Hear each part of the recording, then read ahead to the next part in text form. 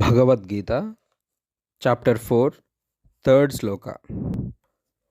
ఓం స ఏవాయం మయా తేద్య యోగః ప్రోక్తః పురాతనః భక్తోసి మే సఖా చేతి రహస్యం హేతదుత్తమం.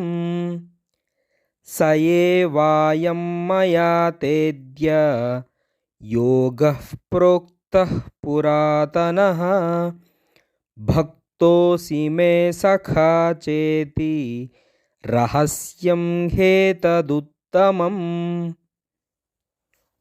That very ancient science of the relationship with the Supreme is today told by me to you because you are my devotee as well as my friend, and can therefore understand the transcendental mystery of this science.